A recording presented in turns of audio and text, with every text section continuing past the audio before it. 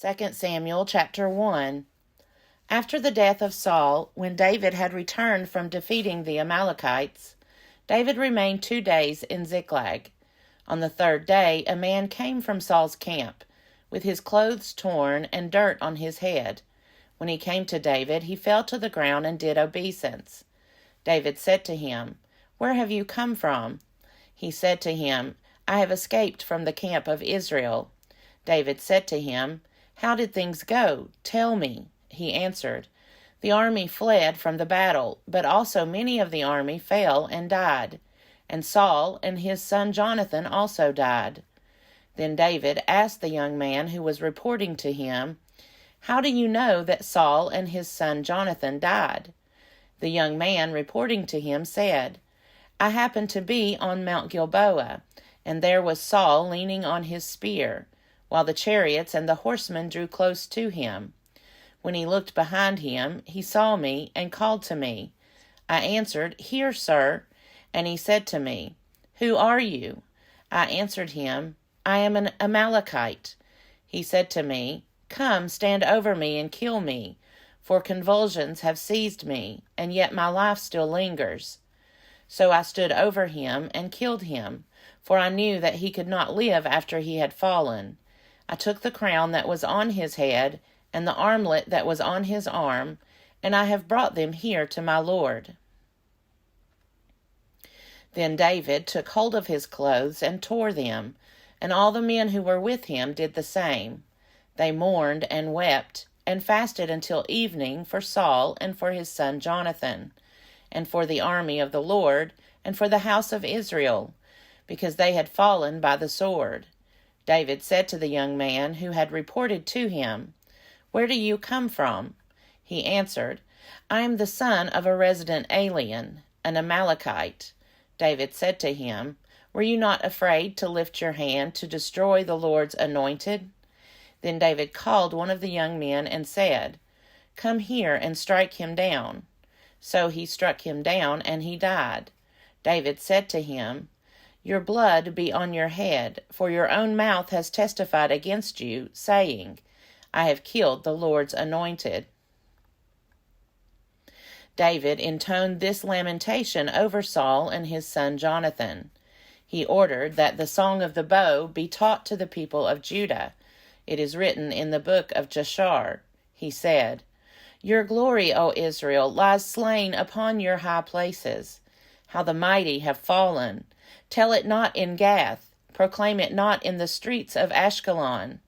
Or the daughters of the Philistines will rejoice, the daughters of the uncircumcised will exult. You, mountains of Gilboa, let there be no dew or rain upon you, nor bounteous fields. For there the shield of the mighty was defiled, the shield of Saul, anointed with oil no more. From the blood of the slain, from the fat of the mighty, the bow of Jonathan did not turn back, nor the sword of Saul return empty. Saul and Jonathan, beloved and lovely, in life and in death they were not divided. They were swifter than eagles, they were stronger than lions. O daughters of Israel, weep over Saul, who clothed you with crimson in luxury, who put ornaments of gold on your apparel. How the mighty have fallen in the midst of the battle! Jonathan lies slain upon your high places. I am distressed for you, my brother Jonathan. Greatly beloved were you to me. Your love to me was wonderful, passing the love of women. How the mighty have fallen, and the weapons of war perished." 2 Samuel chapter 2. After this, David inquired of the Lord, "Shall I go up into any of the cities of Judah?" The Lord said to him, "Go up." David said, "To which shall I go up?" He said, "To Hebron." So David went up there, along with his 2 wives, Ahinoam of Jezreel and Abigail the widow of Nabal of Carmel. David brought up the men who were with him, every one with his household, and they settled in the towns of Hebron. Then the people of Judah came, and there they anointed David king over the house of Judah. When they told David it was the people of Jabesh Gilead who buried Saul, David sent messengers to the people of Jabesh Gilead and said to them, "May you be blessed by the Lord, because you showed this loyalty to Saul your lord and buried him. Now may the Lord show steadfast love and faithfulness to you. And I too will reward you because you have done this thing. Therefore let your hands be strong, and be valiant.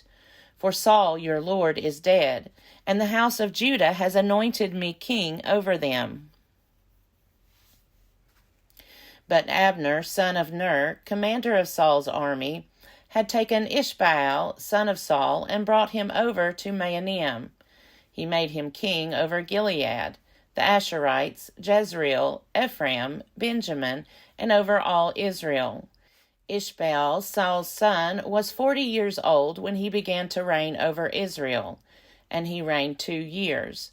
But the house of Judah followed David. The time that David was king in Hebron over the house of Judah was 7 years and 6 months.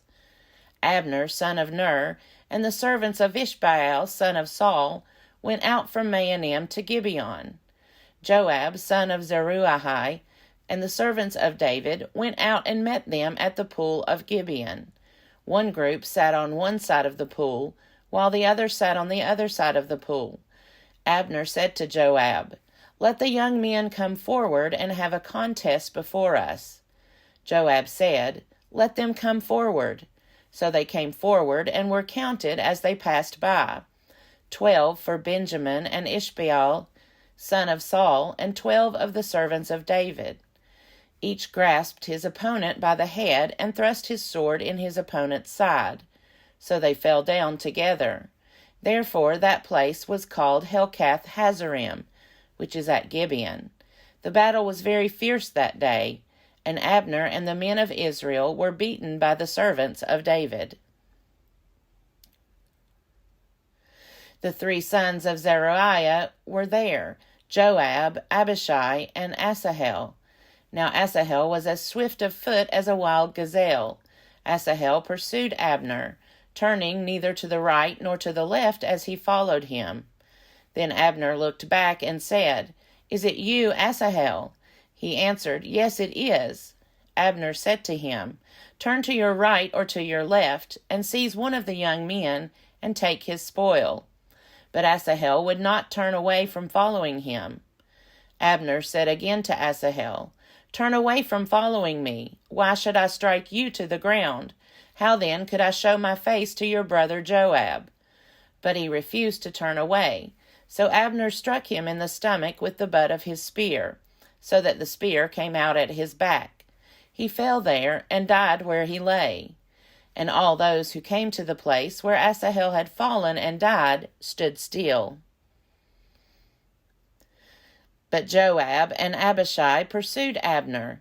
As the sun was going down, they came to the hill of Ammah, which lies before Giah on the way to the wilderness of Gibeon. The Benjaminites rallied around Abner and formed a single band. They took their stand on the top of a hill. Then Abner called to Joab, "Is the sword to keep devouring forever? Do you not know that the end will be bitter? How long will it be before you order your people to turn from the pursuit of their kinsmen?" Joab said, "As God lives, if you had not spoken, the people would have continued to pursue their kinsmen, not stopping until morning." Joab sounded the trumpet, and all the people stopped. They no longer pursued Israel or engaged in battle any further. Abner and his men traveled all that night through the Arabah. They crossed the Jordan, and marching the whole forenoon, they came to Mahanaim. Joab returned from the pursuit of Abner, and when he had gathered all the people together, there were missing of David's servants 19 men besides Asahel.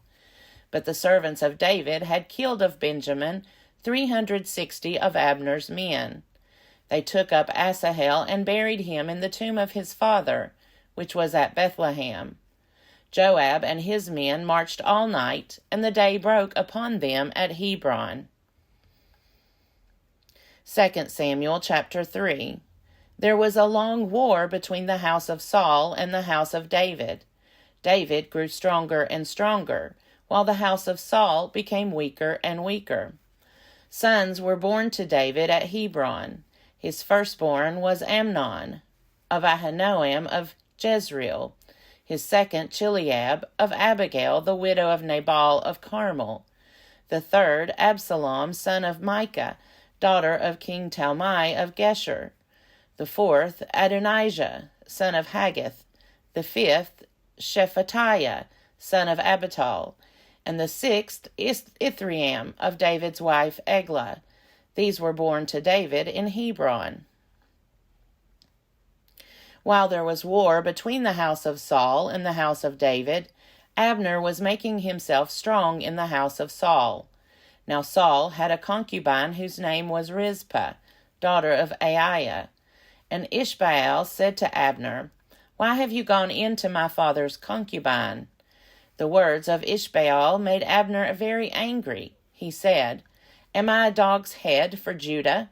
Today I keep showing loyalty to the house of your father Saul, to his brothers and to his friends, and have not given you into the hand of David. And yet you charge me now with a crime concerning this woman? So may God do to Abner, and so may he add to it.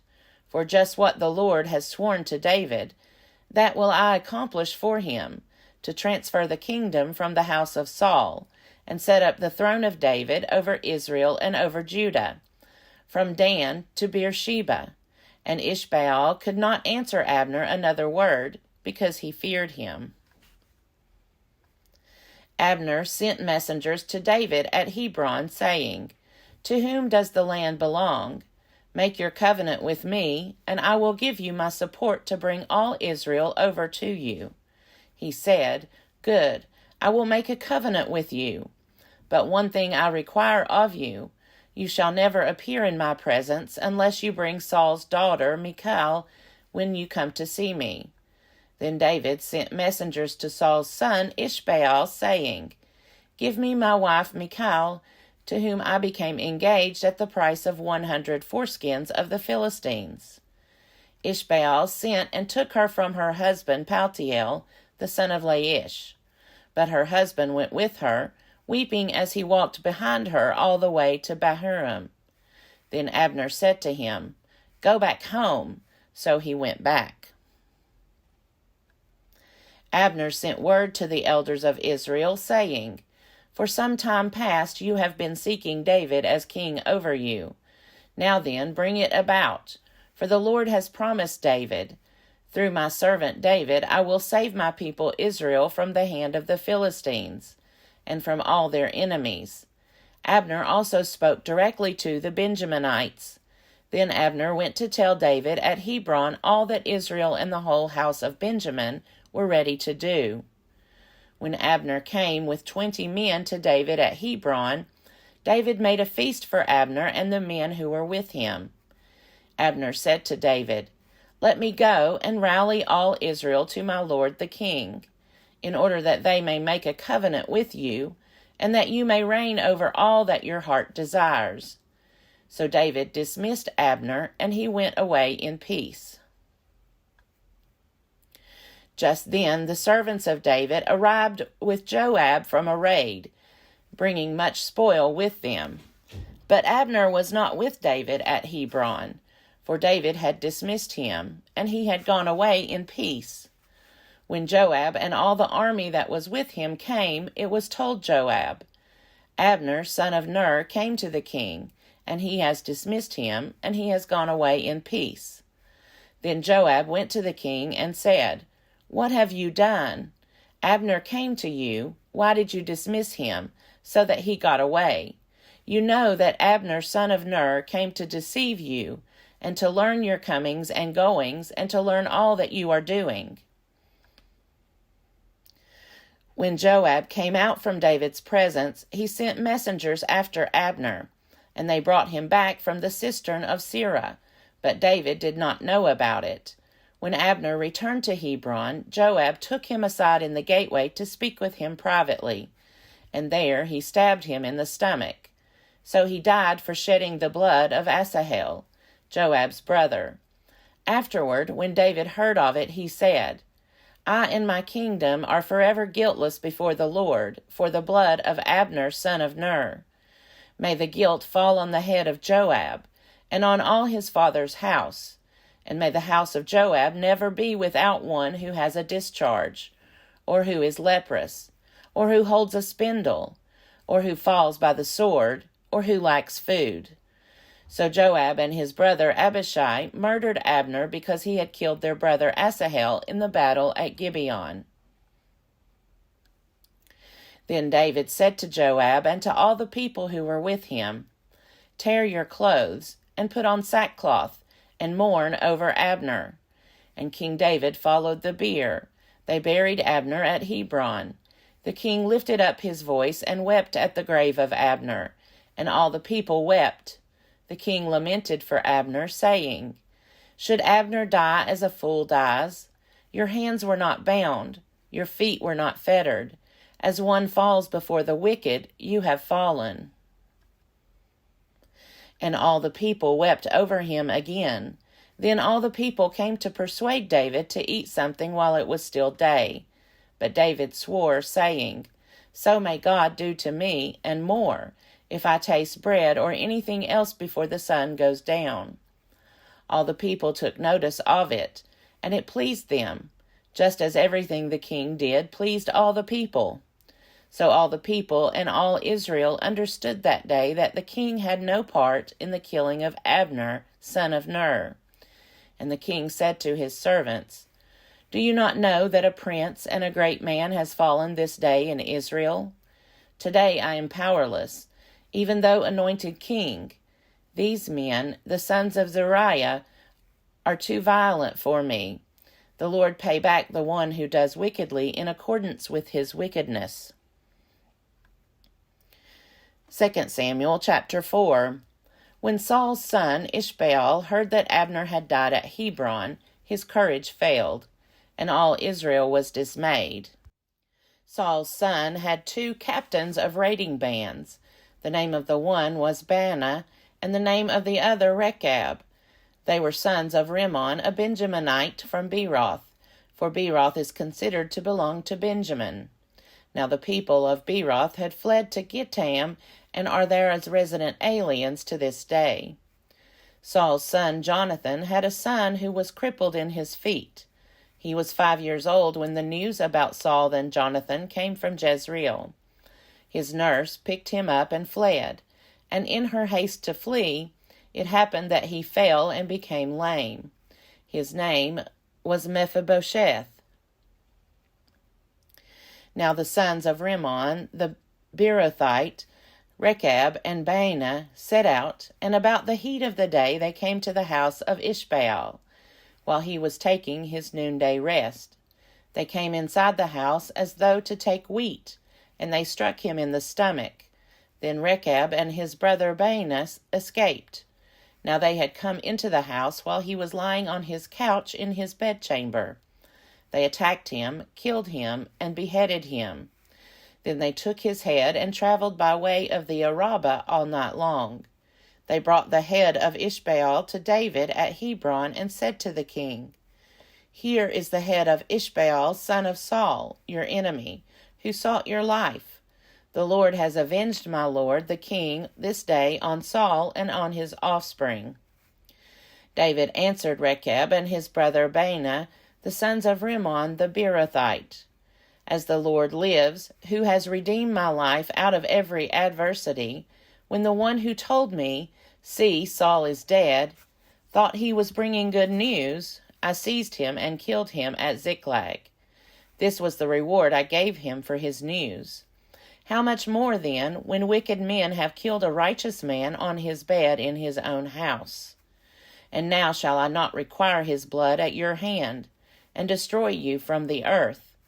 So David commanded the young men, and they killed them. They cut off their hands and feet, and hung their bodies beside the pool at Hebron. But the head of Ishbaal they took and buried in the tomb of Abner at Hebron.